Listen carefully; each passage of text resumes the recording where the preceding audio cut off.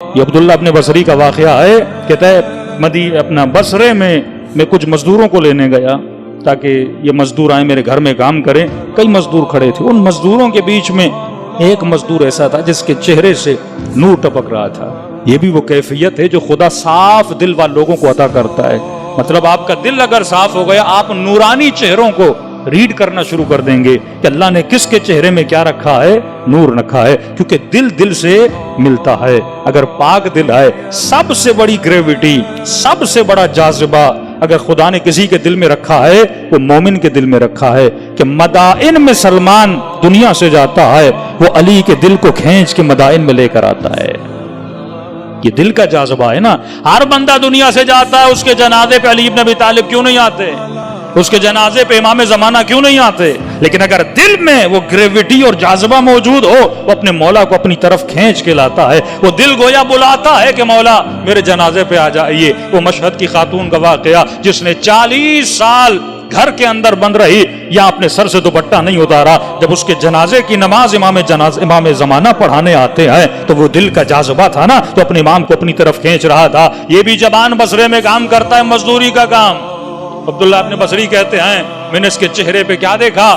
نور دیکھا. میں نے کہا جوان کیا میرے گھر میں کام کرو گے؟ ہفتے میں کتنے دن کام کرتے ہو؟ اس جوان نے کہا کہ میں ہفتے میں 1 ہی دن کام کرتا ہوں، اس سے زیادہ نہیں کرتا. کہا کتنے لوگے؟ کہا 2 درہم لوں گا. میں نے کہا ٹھیک ہے میرے گھر میں آ جا. کہا اس نے کہا میری ایک شرط ہے، اس شرط پہ آپ کے گھر میں کام کروں گا. کہا کیا شرط ہے؟ کہا شرط یہ ہے پوری رات کام کروں گا، لیکن اذان سے پہلے مجھے تھوڑا وقفہ چاہیے تاکہ میں رب کو جا کے سجدہ کروں، نماز پڑھنے کے بعد پھر آپ کا کام جاری کروں گا. آپ یہ قدغن میرے اوپر نہیں لگائیں گے کہ کام جاری رکھو، نماز کے بعد میں پڑھنا. کا کام خلوص سے دل سے کروں گا. یہ وہ مضبوط دل ہے جو کام و کاج کی خاطر بھی اپنی عبادت سے درکنار نہیں ہوتا. اس نے کہا ٹھیک ہے کوئی بات نہیں. عبداللہ بصری کہتے ہیں میں نے اس کو اپنے گھر میں بلایا. اس ایک بندے نے 3 بندوں کے برابر میرے گھر میں کام کیا. اور جب جانے لگا میں نے کہا آپ نے محنت بہت کی ہے، 2 کی جگہ میں نے اس کو 4 درہم دیے.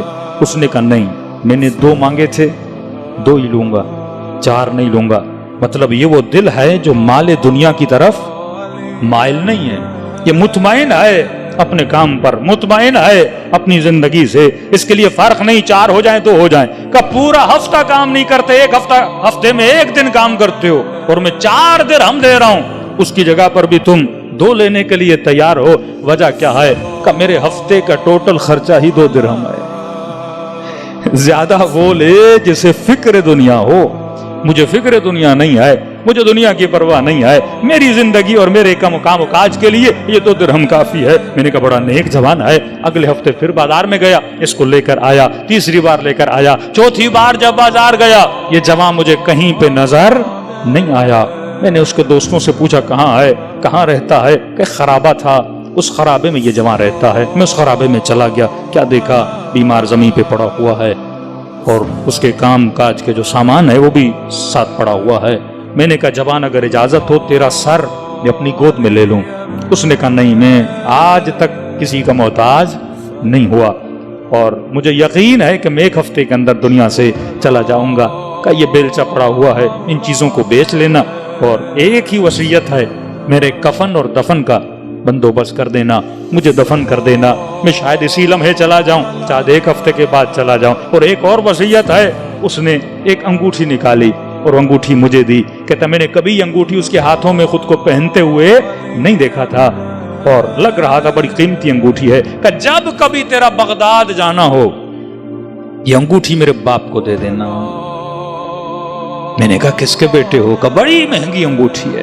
میں نے زندگی میں اس مہنگی انگوٹھی کو اپنے ہاتھوں میں نہیں کیا. یہ اسلبھا، مضبوط ترین قلب ہے. آپ نے تاریخ میں کئی ایسے لوگ دیکھے ہوں گے کہ باپ بدترین، بیٹا بہترین. باپ ظالم، بیٹا نرم دل. باپ بڑا راشی لیکن بیٹا بڑا نمازی.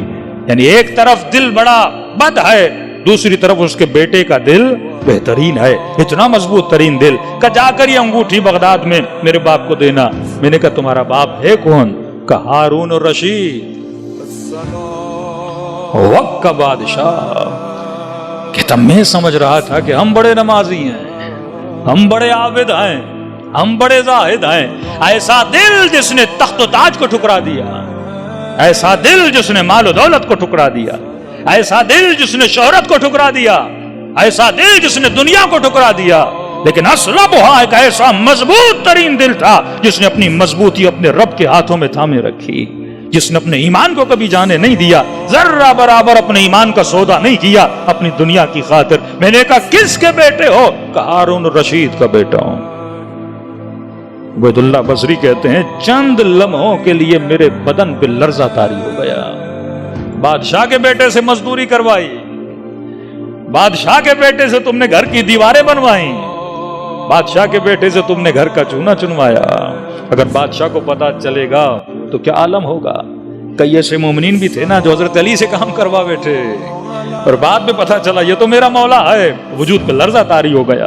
کوئی قافلہ کہ جس میں چھٹے امام جاتے ہیں پورے قافلے والوں کے برتن دھوتے ہیں, قافلے والوں کو پتا نہیں ہمارا مولا ہے, یہ ہمارا آقا ہے. جب پتا چلا تو وجود پہ لرزہ طاری ہو گیا. اور وہ جوان جو مشہد الرضا میں اپنی پیٹھ حمام کے اندر امام رضا سے صاف کروا چکا وہ بوڑھا, اور بعد میں پتا چلا یہ تو میرا مولا ہے, یہ تو میرا آقا ہے, وجود پہ لرزہ طاری ہو گیا. کہا میں نے کس سے اپنا گھر بنوایا وجود پہ؟ اس نے کہا گھبرانا نہیں, میں اپنے باپ سے ملتا ہوں, میں اسے بتاؤں گا. بس ایک وصیت ہے, میری انگوٹھی دے دینا, کیونکہ جس مال سے اس نے انگوٹھی دی تھی وہ مال حلال کا مال نہیں ہے, وہ مظلوموں کے خون سے ان کی کمائی سے بنایا ہوا مال ہے. لہذا اس مال کی ایک بھی انگوٹھی قیامت کے دن رب کے حضور میں لے جانا نہیں پسند کروں گا.